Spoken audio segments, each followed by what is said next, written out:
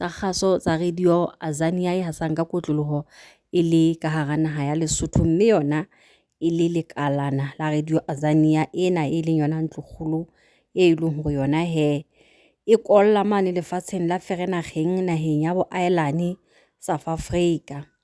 Jwale letsatsing la kajeno ho fihleletsa ha jwale ka nnete ha hona ditsebiso tseo motho ka reng di teng, ha e se fela taba ya hore Basotho be bang bana le di-permit ba neng ba le maqakabetsing a hore na ba tlo tla ba tshela jwang border gate jwalo ka ha ile hore di-permit di felletswe ke nako kgweding ya bo 11 mafelo a yona. Jwale ntho eo ehlile ba ferekantse haholo, ha ya ba ferekanya fela lebaka ke hobane ho bo sontso ho dikoloha mashano a mangata fela social mediaeng ke entsweng ha ke fihla border gate ha ke a etswang. Taba tseno ha se dinnete baratuwa, ho hang ha se dinnete. Ke a kgolwa ke madiboho a ka bang mane e ke seng ke a sebedisitse bekeng mona ka ho fapakana ha ona tjhe ka mabaka ka ho latela hore na ana le sebakeng se feng ke tlameha hore ke tswe ka didiboho le feng. Ha hona mo ke utlwileng ke botswa hore na permit eng kapa 3 months eng, nix. Ke itlhahiseditse permit ya ka itlhahisetsa le passport ka iphetela ka khotso ho tswa le ho kena ntle le mathata a letho. Jwale le lona ke a le kopa le fihla marokgo mona tloellang ho bua ntho e ntjha le ya kgale, tloellang ho nna le ntse le ipisetsa tshweni tsamaela kwana ebe le holetsa hore e tle jwale ho lona ebe le fumana mathata. Mme ne ntse makaditse tabena hore na ke ka tsela mofuta ho fele ka kopanang le mathata le kgutla naheng ya South Africa ka di-permit tseo e seng bohlasweng ba lona hore ebe ha di a ntjhafatswa.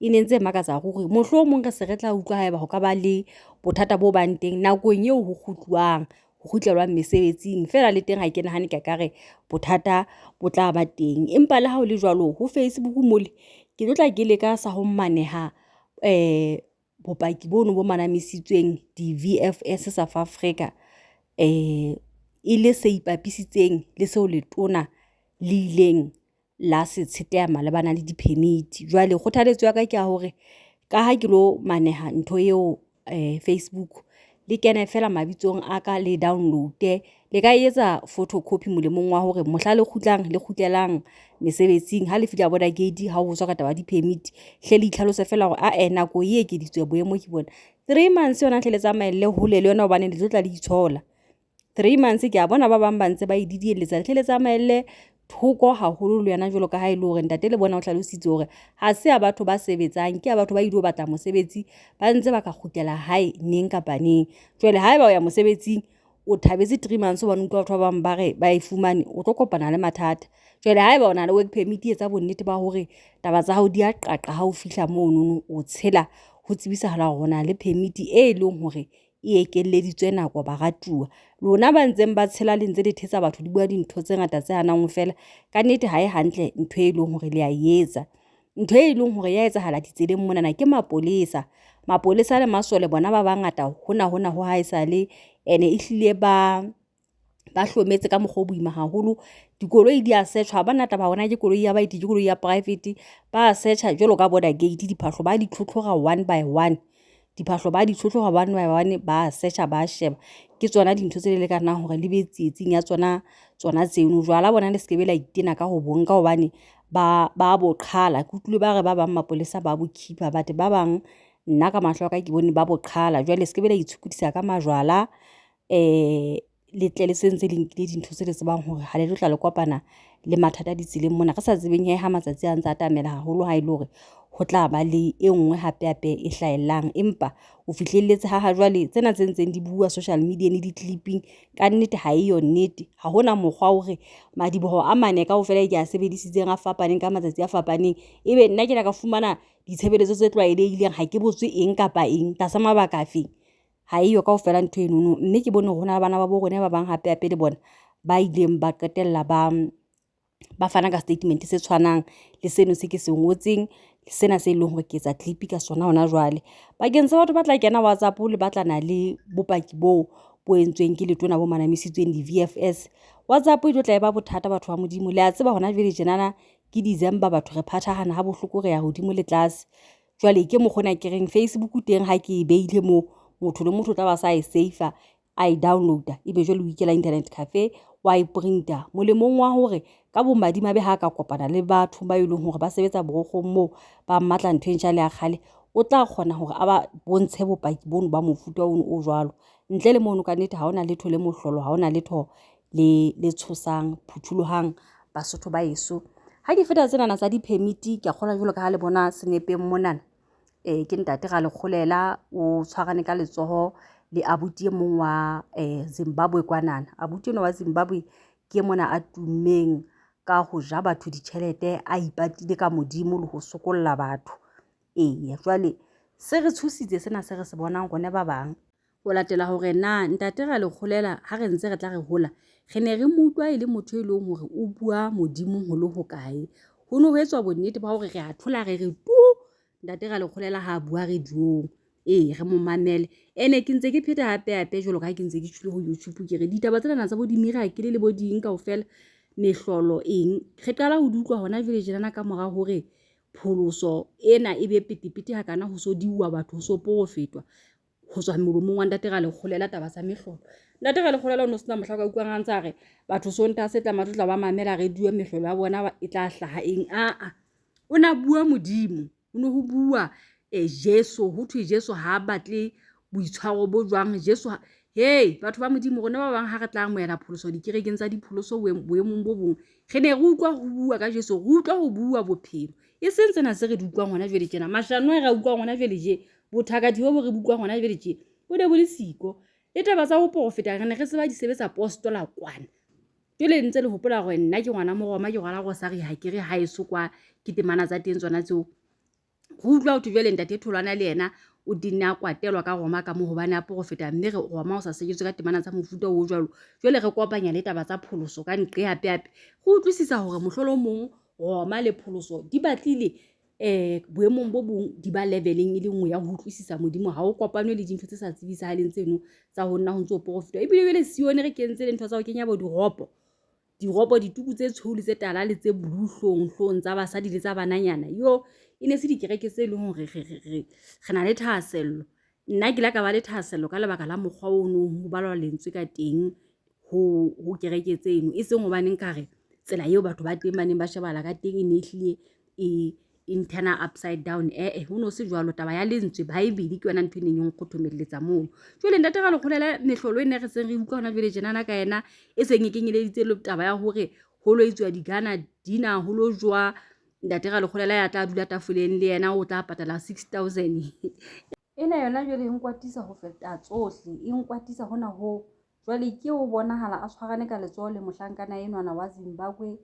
ya ikgabileng ka necklace ya ditaemane molaleng o sa tsebe hore na motho wa ntate a ikgama ka ntho ha di eo tlasa mabaka a feng o ka utlwa o sa tsebe fela ke enwa ka nnete re mmona a shebahala jwalo hore na ona bua eng ntate ga le kholela ha se maetse tjena a bile a kutile dikhathe tsa mehleng ya bofelo hlohong ke bone ha ke sheba Facebook o di beile dinepe tse ngata ha le ntate ga le kholela mono di boemong bo bong bo e leng hore ke a bona hore ke montsong ho hawa kereke e ntjha jwalo ka o ile wa patalatswa hore ntate ga le kholela o ha kereke ene ha se yena motho wa pele ha ke re ya makatsang eo batho ba ileng ba ema ka maoto ba qamisa ditsebe eo ntate ga le kholela a tjhakelanang le yena moo ha hae moo ho na le moruti mong wa lekgowa ile ka tla mono le yena ba ile nna ba bonahala ntse ba pepea ka hona mohaong ono mona mo ke ipotsang ke le motho ana male maitsere ha hona moqoqo o mong batho ba ka o qotang ntle le go jwelebe e se ka ho etse tsona di show off kapa ho thwa bona na se di pushile ha kae hore ka ho thwe ho na le motho ba mo kolotang di property tseno jwale ya bona nna se ke pushile se kile ha kana wena o so le ha kae eng taba tsohle kaofela tse jwalo bona jwale je motswalla ka ha fihla moo kapa motho e ba nketsa ntho e le nngwe le yena ha fihla moo ke ho e ba jwale ke tla nne ke tsamaye ke le mo bontsha dibuko tsa ka tsa difariki kae hwa reng hwa itha wa tima motho yona o tlile ho nna mona ka mabaka mohlolo mong a ka le yena ntle le ha ba jwale re business e le nngwe nna le yena jwale re tlamehile hore re kgotsofatse bohle bo e leng hore ba re etelletse pele tabeng eno jwale ke tla mo bontsha hore hae nna se ke pushile wa bona ka nnete ke mametse ditaelo hae ke utlwa intshiya le dipotso tse ngata tse telele haholo tabenana e hlile ha e ntse di theowelang re sa maketse hona mo ke bone Bishop Zondo a hlihlane le yena Java ena wa teng nthong ya Maeboy jwalo ka ha le mmona ke eno mahlahileng hona teng. Ntle le mo video ena ke re tlo tla re imamelang ke ipotsa hore na Bishop Zondo jwale ha sa kgikga hakana dinthong tsa dipolotiki taba tsa ho ruta kerekeng na o santsane a e ba le nako ya tsona kore re ntse re hlaphoelwa re ntse re elellwa tsatsi le tjhabang le dikelang nako ya hore o ko be le nako ya hao o ko o itukise ho sasa nna ke tabe ke ya kerekeng ke lo preacher bana ba modimo ba hlabolohe o ifumana neng jwale ha le bitse a nyolo sa the o sana le ntho tsa dipolotiki tje o ifumana neng kapa o sa etsa kore o sa pusha o phona le ntho e a leng busy a ipushang as long ke fetisitse boemo bo itseng ka nqena hape ke tlamehile hore ke bone hore dintho di a etsahala ene sena se ke bonang se etsahala sa baruti ba ikagetseng ka setotswana politiki nna se nruta fela hore menehelo ha e sa kena ka mokgwa matla monehelo ha o sa kena ka mokgwa o matla jwale ba bona hore gepe ke ena ka mona ka politiking ba ile le ka tsa bona di lucky le bona hobane sekgahla seo ba petetsaneng ka sona icon empa he di nnete ntse di tla hlahella ha nako ntse e ya wa bona hona jwale ke ba phasa batho di-podcast ho hlalosa hore dikereke na ba di qala tlasa mabaka a feng satane a ba laetseng ho sa reng ba ratane le banana ba itseng le yona ya politiki dilemonyana tse pedi tse tlang kapa selemo fela e tla be hlaka hore ka ona underworld rona ehlile re laelwa hore re lo qala di-party kapa re be karolo di-party tsa dipolotiki hobane batho ba bangata le ba jwang re tla kgona ho ba fumana hantle jwale re kurutele kapa re hulantshetse monga madiba re hulantshetse monga madiba e leng yena Mmamohaswa di ntse di tla hlahella wa bona ka mokgwa baruti ba tummeng ka dintho tse sa nepahalang ba ipiteditseng ka teng dinthong tsa dipolotiki nnete ntse tla hlahella qetellong ya letsatsi ba nyahladitse ka mane ba bona hore ha o sana jeme ha ba sa utlwa monate jwale ba batla ba leka ka ntle kgonahalo ya hore ke taelo e teng kgonahalo ya hore ke taelo ha go bueng Bishop Zondo na hore mmoe Libambo o batla masole tsoha maibuye re tlhabarisitse mantswe eno ke Bishop Zondo o finne face ya ntsa etsa Maeboy taba tsena ke kopana le tsona di-post-we ke Bishop Moloi ya bolela taba hore ona sa nahane bophelong hore ha o se tjena e tla ba ke Bishop Zondo enwa ya seng a hlehla ho fihlelletse boemo bona ka mora dipolotiki o ngotse bitseng ke ne ke sa nahane hore ka le leng la matsatsi ke tla bona Bishop Zondo ka boyena e le lesole a le busy a thaothela Floyd a bile a bina a holeditse hakana a binela polotiki a binela Floyd a re ke ne ke sa nahana ke Moloi wa tjhong jwalo ke mo o sa entse ka nnete re imamiletse ka tsebe tsa rona tse pedi fela ntse ke pheta pepe ke tjho ke re e ntse tsa hlakisa taba ya temo ile bana hona teng hona ke kae taba ena ya baruti bana le dipolotiki jwale temana ha ile tsona tsena ha re ke re nweng metsi fela ke tla khutla ka taba tsa lenaneo la letsatsi la kajeno. WhatsApp us now 067 681 0027 Radio Azania, your online community station. Ditabeng tsa letsatsi la kajeno ka lenaneong nkare ditaba tse neng di le ka teng ha di a fapana haholo le tse neng di buye ha bekeng e fedileng kore ditaba tsena nkare e ne le dikale tsa ka hoduma bohobe ha o tlwaelehile ka hore bohobe bo ba ka hoduma dikale tsa tsena tsona ke batla hore ke re ke ne le dikale tsa ka hoduma bohobe ka lebaka la hobaneng ke ditaba tse sentse re di tseba tse ile hore se re hlile re di qwaya haholo re se re hlile re phaphame haholo malebana le tsona jwale bakeng sa batho ba sa kgona ho mamela radio Azania nako e neng e le moyeng letsatsing la kajeno ke tla iqala monana ho mme ya tsamaileng ba profeta a tsamaya diponi le a tseba taba tsa mme ke letswa ke rena ke tsa mofuta o fentse be ke fetileng ke utlwile o sena letho le lengata leo nka reng le a hlabana ditabeng tseo se batlileng se nkutlwisa bohloko fela ke sa hore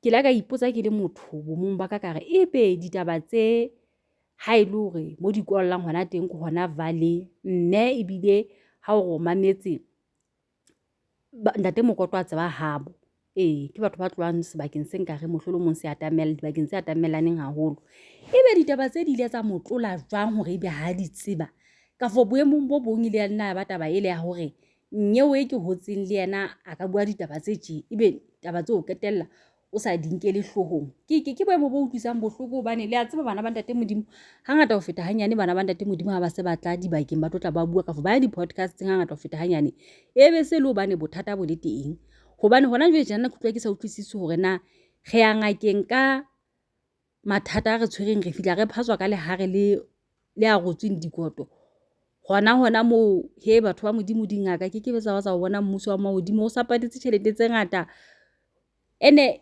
ntho ena na re e bolellwang kapa re ileng ra e bolellwa nakong tsa ho feta ya hore moya ona o mong ene o tla fumana hore jwale ho neletsanwa ka batho bana ba fetolwa disebediswa mme o qadile ngakeng e bileng e le moamane le yena hona mono a iphumana sa pureditse a diketse ho tsena tsa Mazimbabwe dikereke tse kenelang dithoteng e leng dintho tsa reng o nantsa sa ikamahanye le tsona pele but spirit sena se ileng sa mo kena mola mana ile profeta ka bothata bana na le bona ke sona se ileng sa mo etsa hore a ba sa kgahleha ke ho ya mane hobane ke mmuso o le mong ke ntwa ile nngwe jwale e utlwisa bohloko e nahanisa ka thata hona mono rona bana ba bo rone be ba tena ba ntse ba wela dinthong tsa mofuta o tje ke lebaka lona le la hore motho enwa ke a mo tseba se yena ka tlatlang a nsokolla a se yena ka bang a re bolella taba tse itseng ke le bona hore na re qetella ka nako nngwe kapa ho qetellong ya letsatsi batho ba ikatametsa ho tlatla tshetleha boemo ho so ho le jwang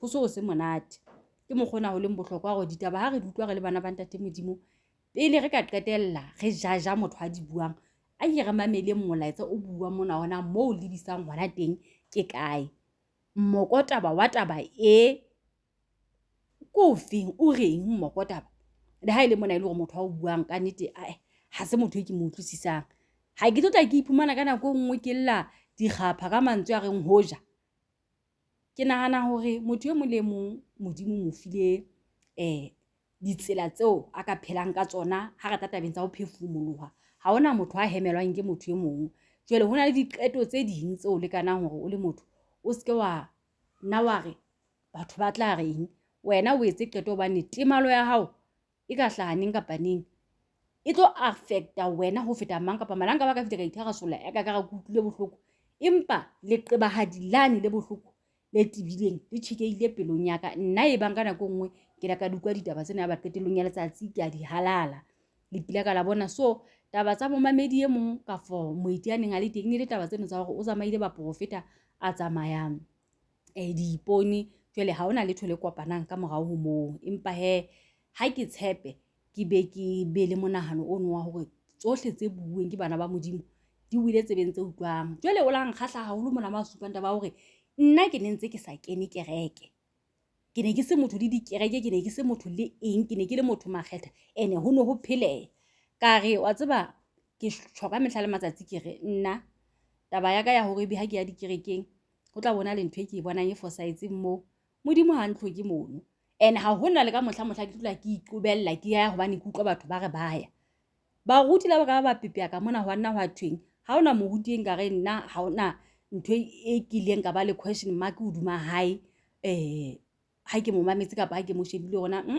mona fela jwale re fihla jwa motho wa ntate ka for motho wa mme jwale ausi o la nthabisa haholo kapa mme o la nthabisa haholo ha bolela tabena hore ke ne ntse ke sena mathatana di-challenge ne ke na le tsona jwalo ka motho ana male madi fela jwale hore ke kenya ba profiteng ke kenya dinthong tsa dikereke ke mona mo e leng hore ke kopane le mathata ke dumela hantle go ne le boemong bo bong bo Modimo a re paka halletsang hore kereke ya Modimo ha iyo la re ka ba ga rata motho ka bo yena ke kereke kenya lekgotla ka sefubeng kenya lekgotla ka sefubeng kereke mane ho elwa competition mang ona tenne eng hairstyle ne le mofuta ofeng ke hore ho elwa dithotlolo ebe hona mo ntse ho Modimo teng neng e se le bofebe bono bo petepete bo etsahalang ka ra dikereke ho so ho bile ho kobisanwa ho etswang hona mo le tla ntjwetsa hore hona le Modimo never ha se ya Modimo kereke e leng mohao kereke ke motho ka bo yena jwale moeti e mong hape ke ngwana bo rone le yena e leng hore ditabeng tsa hae ha ke mametse o na bua haholo ka maemo a ka hara family ya hae a o ileng hore re se re rutuwe re hlokomedisitswe hore na batho ba ka hara dilekane boitshwaro ba bona ba ba mofuta ofeng malebana le ditho tsa lelapa ha ba kgone ho thusetsa. Ene ke taba tse ntseng re di mametse hantle tse ntseng di bua le ke bo buti bana ba Ghana ha ba leka sa hore beha hantle hore na ba Kenya nakong eo ba ntseng ba le ka hara tibitibi ena ba ile ba sebetsa jwang. Ba bua ntho e tshwanang le hore ntate Mokotwana sa ile a re ruta yena hore melao ya mono ke ya hore tjhelete eo o e fumaneng ka lebaka la di-powers tsa moo ha ona o ntso fana ka yona hohle mona fela o beelwa melao hoduma yona hore na o e sebedisa jwang. Jwale ngwana bo rone hlakoreng le leng ekare motho a ntseng a lebelletse dithuso ho hlaha bathong bona bana ba ba belaelang hoduma boemo bono. Ene nna ke batla hore ke re ho yena Sesotho se re senkganang se nthola morwalo. Senkganang se nthola morwalo. Se tibile hampe Sesotho bile ho thwe ha se tolokwe. Batho bana ba lekile sohle se matleng a bona ho bontsha hore ha ba batle eng kapa eng e kopantse le ho thusa fela ka lebaka la botho hore ke bana beno. O tla nno qetelle ntse o batlana le dithuso, o batlana le tsona, o batlana le tsona. Fela jwale ka lehlakoreng le leng pelo ya hao e be yona o tla utlwa bohloko. Ekare o ka fumana ka hara pelo ya hao mme wa ka hore o amohele boemo bo leng ho bona malebana le bona bana beno. Bophelo bo tla tswela pele ntle le bona. O boso o ipotsa fela hore na batho ba ileng hore o mong habo o khoupa jwang ditlokotsing tse bang o kopana le tsona. Modimo o tla o etsetsa bana beno ka tsela tse jwang ke yena tse fapakaneng. O tla iphumana o hlabollehile mathata e bang ona le ona o iphumane ha e ne le ka nako ebe wa sherelana le bana beno o bo fumana hore wa sherelana le batho bana ba seng bana beno ba madi. Ekare o ka fumana ka hara pelo ya hao le hoja ke tseba hore ho bohloko. Ke a tseba hore boemo bono bo bohloko ebileng ke hore le ho lahlisa kelello bo ka o lahlisa hore na bana beso ho etsahala jwang ka bona. Fela jwale ha o bona jwalo ka ke se ke hlalositse tabane ya hore motho e mong le mong wa ikhemela. Ke utlwa ba e hlalosa ba re se nqanqane se seng sa ikhomela. Motho e mong le mong wa ikhemela. O keke wa batla ba etse dintho ka thato ya bona hobane ha o tsamaye le bona, ha o tsebe bona ba fihla boemong bono jwang. Ha o tsebe letho ka bona, o ba bona nje ka mahlo a hao le ho ba tseba hore ke bana ba mme wa hao. Jwale e ba hantle moratuwa wa ka, nna ke a tshepa hore ntate Modimo o tla phahamisa letsoho la hao, tsela e tla ba teng ebile South Africa ho monate hampe hobane ho a keneha le diofising tsa teng ha ho thwe bothata bo teng, bophelo bo tswela pele semufu. Ha o tshwane le ka mona ka lefatsheng la bo ntata rona. Ka hona ke rata hore ke re fela ka mantswe ana ngwana mme Tshedisehe tia moreneng le matleng a hae, senkganang se nthola morwalo. Kgonahalo ya hore ebe qetellong ya letsatsi tjhelete ena e ka qetella e o thusitse jwalo kgathe e reka moya wa e mong wa bana ba hao. E teng kgonahala mofuta ono jwalo ba leng Satane hana mohau. Mosebetsi wa hae ke ho thutha ke John 10:10. Mosebetsi wa hae ke ho thutha le ho senya le ho sulafalletsa bana ba ntate Modimo. Jwale nako o bonang hore o tsamaella hole le wena se ka mo foster bophelong ba hae ba hao ka dintho tsa hae tse tshwarehang. E hlile dintho tse tshwarehang ke tsona tse tla re isa mathateng ba bangata ba rona. Tsamaella hole.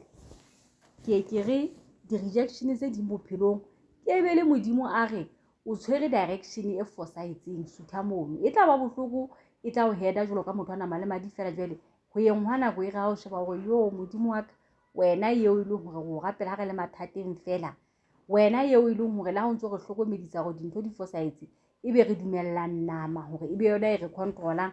Ke a o leboha hobane hoja ha se ka wena e ka beba ke nna ya ka hara boemo bona bo e leng hore ke a bo bona e le boemo ba tlokotsi e leng hore bo aparetse motho e mong boemo bo itseng eo e bang ka nako nngwe o no khalla hore ka go ka bo le yena kapa ebile o complain hore bonye o bona ba fumana dithuso tse itseng.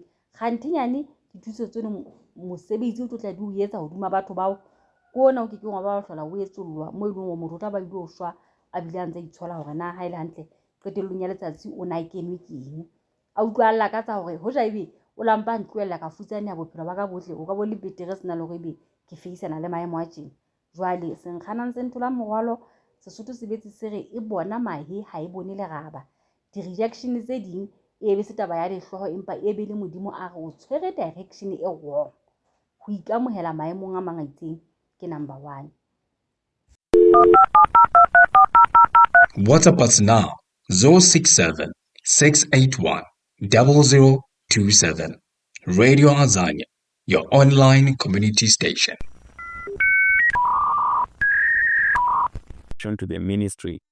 This kind of dedication was really, really shocking because I remember I was given these gowns whereby they put on that has got so many crosses or everywhere, and I remember it was light blue and white, and there were cross. The cross were not a usual cross because they were like almost pentagon, and those are the clothes that I wore during my ordination. This time, as I was being ordained, there is something that happened. I was given a sword that is really a sword, silvery, golden in color. Now, that is the sword I was given. It was so long, around 1 meter. And that sword I was given, and from the prophet himself, he handed that sword to me, and he told me now I had become a prophet, I had become a bishop that is ready to serve. At first, I was told the sword represented the word of God. But after some times, when I was still working under this bishop, Pata, the prophet, he started talking to me about the sword, why he gave me the sword. He started talking to me very deep things, because I remember as I was serving under him, sometimes I could even travel. I could travel to Nigeria and meet him, and we could talk. I could stay there maybe for 2-3 weeks. Then I come back to Kenya. So there were so many things I came to know. But eventually he talked to me about this sword. He told me that, this sword is not just, it does not represent the word of God. And he told me, you see, there are so many preachers who are given this sword. And actually I saw in Nigeria and even in other places like Ghana, I could see people given swords whenever they are ordained. That is the time I came to realize that the sword that they are given was a diabolical sword, because this particular prophet told me that this sword, actually receiving it, when you receive the sword during your ordination, you are accepting to sacrifice, to give human sacrifices to the devil. So whenever I received the sword during my ordination or inauguration, it was like I was accepting to give human sacrifices whenever that church is gonna grow.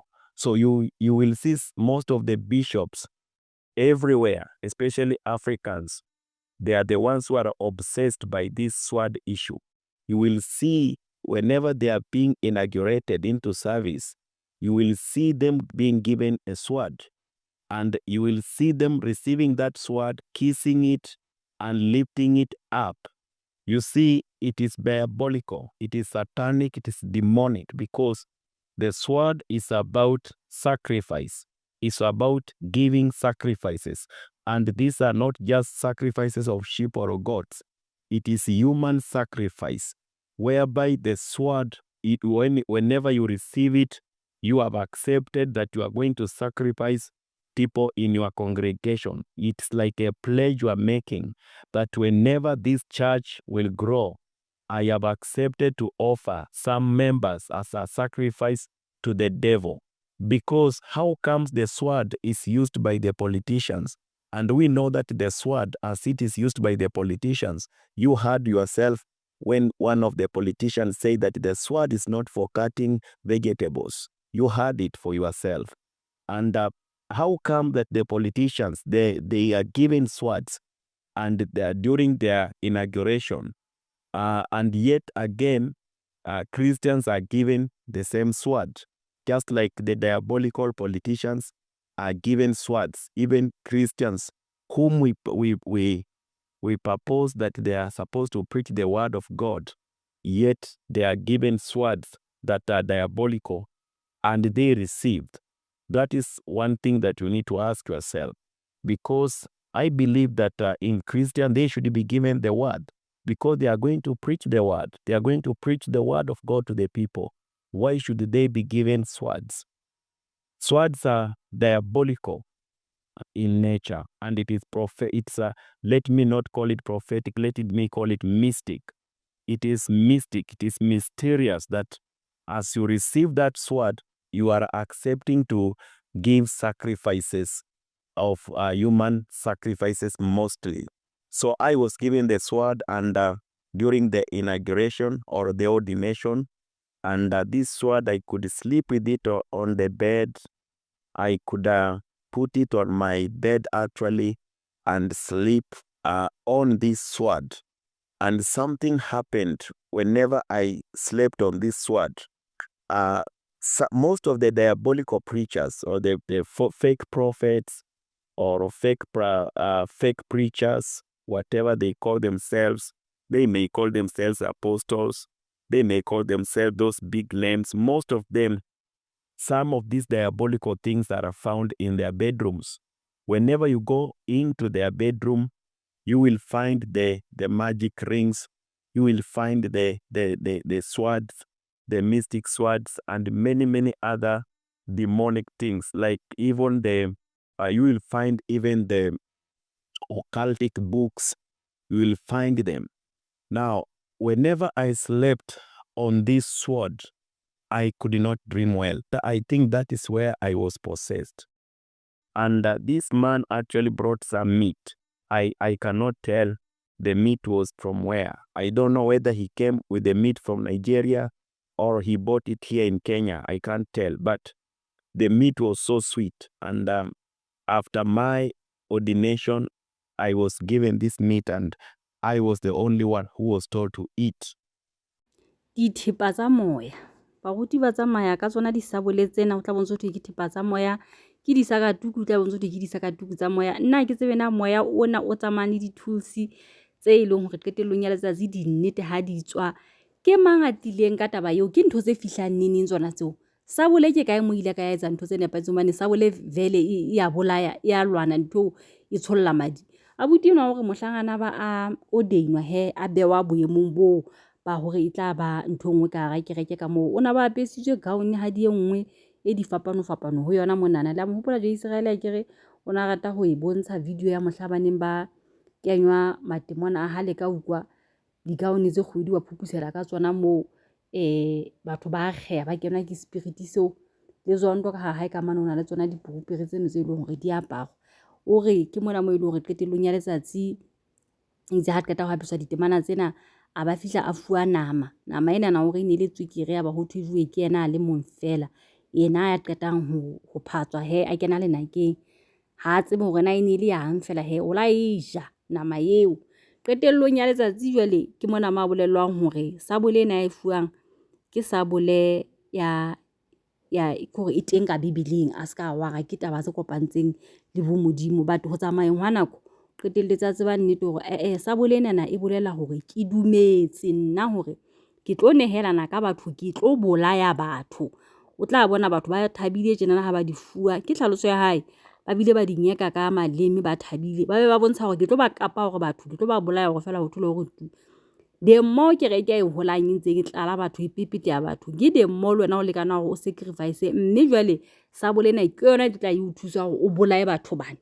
Hona mo ditabeng tse o re ne re ha robala ho ya ka taelo ya ntata eno ya tswang Nigeria e ne le hore a robale ho duma sabole ene ene ha ana ka etsa phoso ya hore ebe o robala a ebelletse thoko moruti no wa Nigeria ona kgona ho tseba hore sabole ha eyo hore o kena ditlamong se batla o monitor ha o tlo phela bophelo ba hao e tshwana hantle le temana tsana tsa Freemason ha ba qeta ho kenya ntho ha nne ba ikenyang ho wena mone ba re ha ba ikentse jwale le ha o etsa o patala ha o hloka le hore o no swipe ka card ka sebedisa monwana wa hao fela hobane ha e utlwisise taba hore na ha ke sa robala le sabole moruti tse ba jwang ha ese o ntwele o phela bophelo ba ka o a tseba gona ke tsamaya ke etsang ha ke etseng di bitswa ho tukiding tsona dintho tseo jwale ke eno ntsa tswela pele ya botimo wa account tsa hlalosa taba tsena na tsa leeto la hae boruting bona na ba bosatane mo ileng hore e ne le sesebediswa sa moruti wa Nigeria ha se mafoireng a mangata ka tloang dinaheng tsa bona ba baela ho nepahala dinaheng tse ding never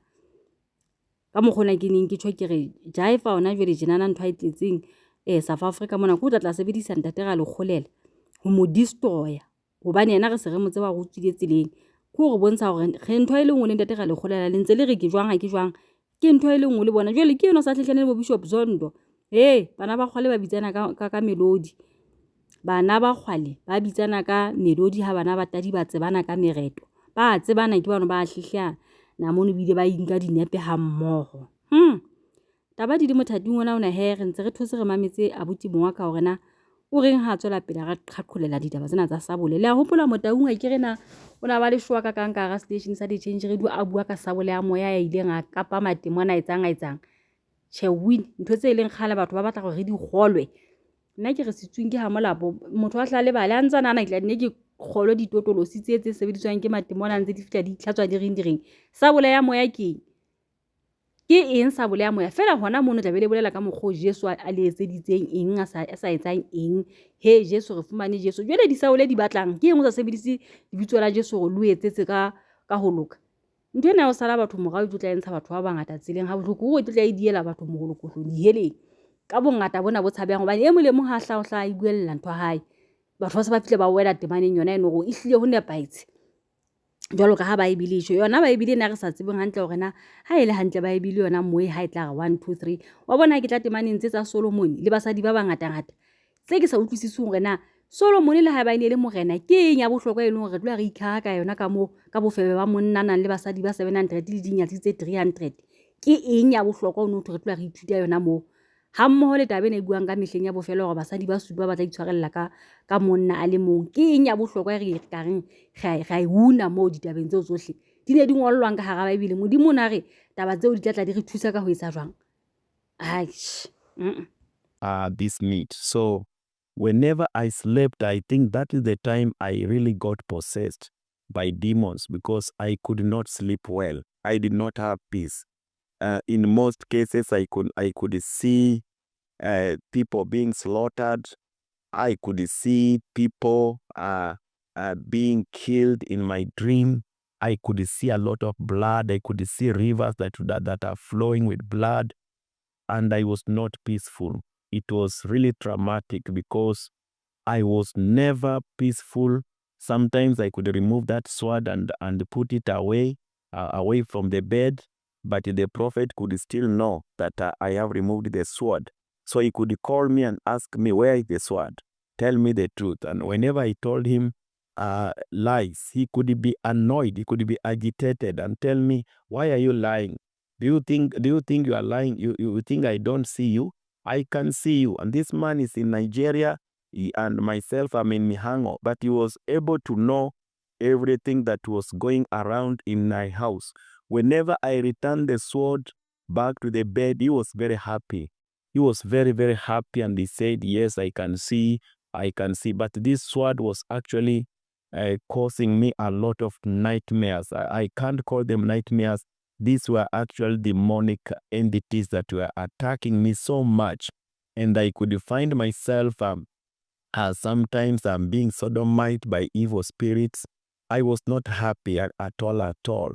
I could find myself that I'm being put in a coffin, and I'm floating on water on Indian Ocean or whatever the ocean, I can't tell. Sometimes I could see myself flying in the air, and I have a sword, and I am cutting people.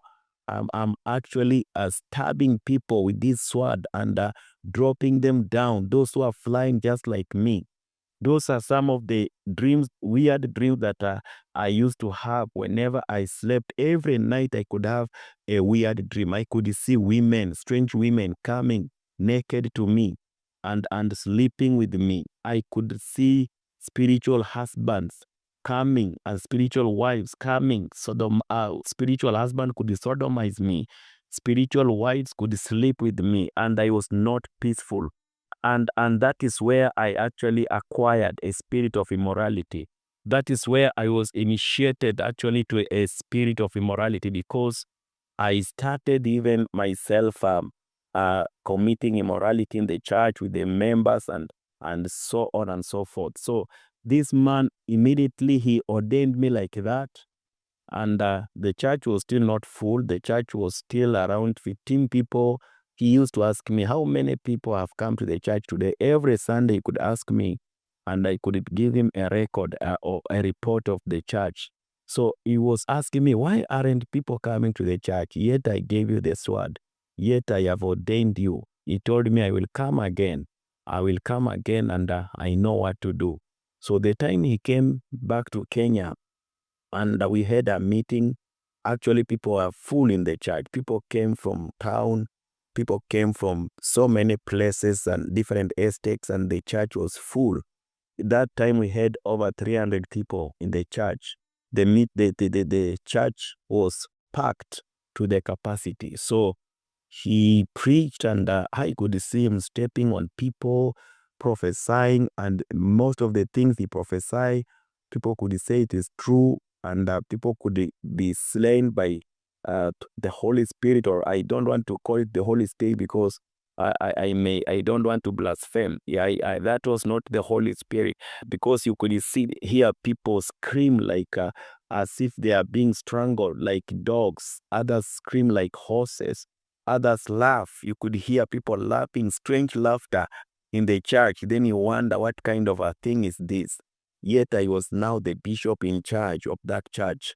So he preached, and he could step on women's stomach. Even some women, I remember there was a pregnant woman who came in the church, and she was telling us that any pregnancy, whenever she goes to deliver, she has to go through CS. And this man actually knocked the pregnant woman down. I was really scared. I thought she was heavily pregnant, and I thought this one is going to miscarry. But surprisingly, he even stepped on his stomach, and he was praying, and he was stepping on the stomach of this woman with his 2 feet. I was really scared. I moved behind. I said, wow, my God, this woman is going to miscarry. But surprisingly, the woman did not miscarry. Surprisingly, the woman woke up, and the woman was super good. And it was as if nothing had happened to her. And the woman actually gave birth, but not through cesarean. She just gave birth well. But I will talk to you about what happened later. The miracle happened. The woman came to church. She gave a testimony that she has given birth normally and no cesarean section, and she was very happy. People were applauding her, and people were shouting and screaming and glorifying God for that matter. But after some times, this woman actually after delivery, and after some times, the baby started growing, and at a point, something happened to this baby, but the baby was actually diagnosed with a chest infection. Sa bolena ho qaleng hwa ka hore ebe ke popomala le yona. Ke ile ka qalella ho lora ditoro tse bohloko neng ke tsamaye ke bone noka e phorosetsa madi bakeng sa metsi be jwale ho matha madi.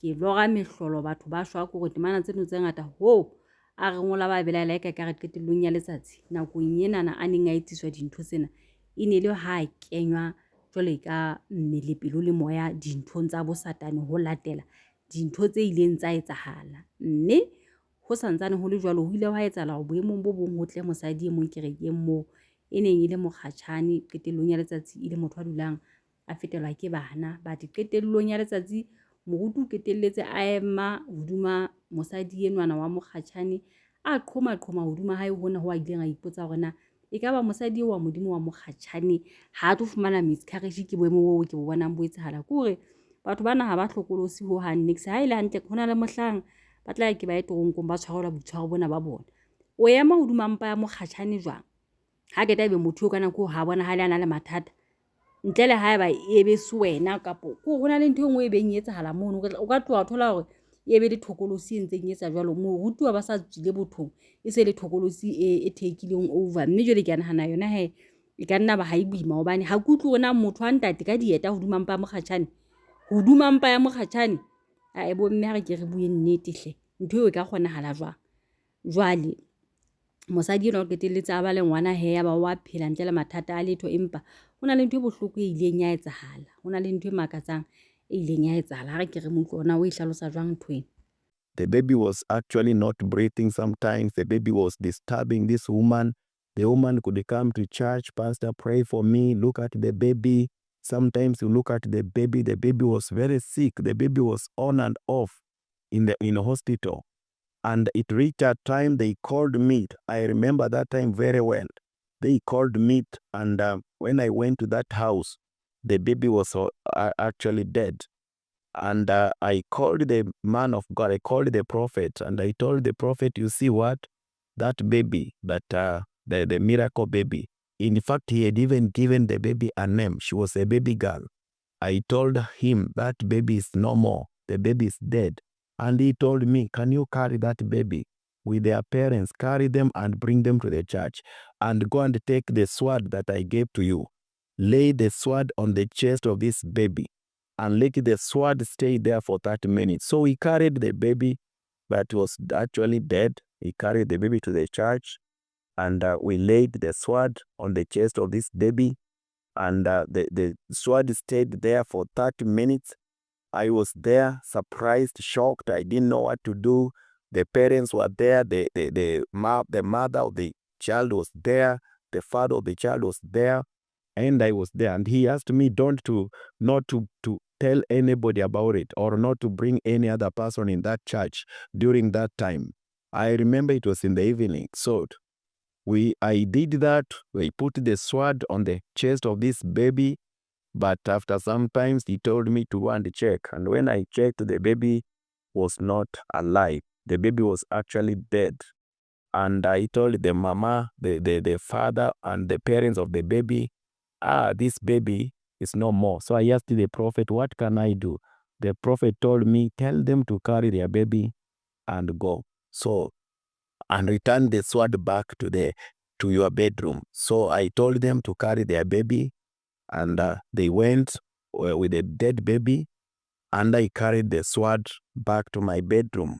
I was really shaking. I was really shocked at this incident. But whatever happened, I don't know. Whether they took the baby to the mortuary or what happened, I cannot tell. But these people left the church, and they did not come back to the church again.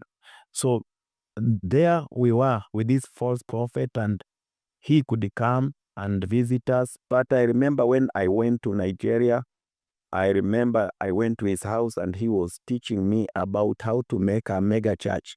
That is what he was used to say. He used to say that he has been called to train pastors to do what? To raise a mega church. So himself, he had a mega church. I visited his church, and it was mega. It had so many people. Ke ka tsela mofuta o feng bana ba ntate Modimo a ka bitsang motho hore mosebetsi wa hae tlo tla ba ho hodisa dikereke. Ha ke re taba tseo re utlwile Moakha ba ntse ba di hlalosa ena le ema hore ke Satane motho a reng re etse dintho tseno tsa mofuta o no jwalo. Re hodise dikereke ko rona bua ka Satane. He was called by who? By Satan hore ena a tlo tla ba ya hodisang dikereke hore jwale bana ba Modimo ba tla ba tsebe ho wela ha Satane ha monate. Jwale o ama taba ya bohlokwa monana hore ngwana enwana ya ileng a hlaha ka mokgwa wa mohlolo ya ba wa phela ile ba ngwana eno ya on and off kore ho phela wa ngwana eo ine empa ile fela magic ho etsa eka ine sentse le khale ngwana eno a hlokaetse ine sentse le khale le sempa fela ile ho etsa eka mahlong a batswadi ba ngwana eno. Jwale dintho ha di ntse di etsahala ke mona mo eleng hore ngwana eno ha sana le bothata o tlameha hore a founele motho eno hore na jwale motho o ke mo etsa jwang. Kgatinyane jwale o no be wa boruti tsa mabaka a feng ine se ho bane ho thwe ho bonahala hona le neo e itseng e ka etsang dithabollo tse itseng maphelong a batho. O founela moruti jwang ha ona le mathata moruti o ha ka shwa o tlo qetella bana ba Modimo ba thusa jwang. Kganti boruti mo lebele kena e se dineo tsa lona empa ile dintho tse di fuweng ke baruti ho sebetsahala jwang. O dependa hoduma motho ile ntwe fosahetseng hobane Modimo teng kwa hone bohle e Modimo na le tokelo ga ka ketella a shebana le yena ka tsebang dia mo kgathatsa. But ya butse no re tloa jwele a re phetela tabeng ya hore o la bolellwa tabeng ya hore a late ngwana eno a nke sa bole ena e leng hore mosebetsi wa yona ene o tla bolaya ho sacrifice batho a bile a be sefubeng sa ngwana for 30 minutes ine sentse le khale ba qetile ngwana eno ba mo bolaile go jwele na ba finalize a se fela batswadi ba ngwana eno ba ileng ba ngala ka morao mono ba re no ha re sa ikena tapu ena ho ba petso ka rona ho lekane ba tsamaya fela ba ka pelo tse bohloko ngwana na ba thabile hore o ba philetse banna ba sa bile ba mo tlwaetse, sa bile ba na le dipolane ka bophelo ba hae hore ha hola mona o tla batla hore ebe 1 2 3, empa ka bo madimabe e ne se ngwana wa bona, e ne le ngwana selekane eo. Ngwana o la hla hlokahala nakong ele ho ntsong ho jampuwa hoduma mpa ya mmae, ena ngwane wa le ka hara yona e ne le nako ho felang ka ena fela ka hore Satane ke ra maqheka a ka etsa maqheka hore e tle eke e le ho fa batho bana na tshepo hoduma mang, hoduma ha yena e le moruti. Taba ke tsona seno bana ba ntate Modimo.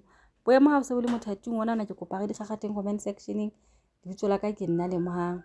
Ho busy empa re tla bona hore na taba tsena mo dirisang hona teng ke hokae. Sa rona go fela re se re kopanye di-parcels. Sa rona go kopanya di-parcels. Taba re di utlwile ke mokgona ke ileng ka re e ne le dikale tsa hoduma bohobe, re utlwile ka mantswe a mang e ne se le hore bouna fela ka tsona hore batho ba Modimo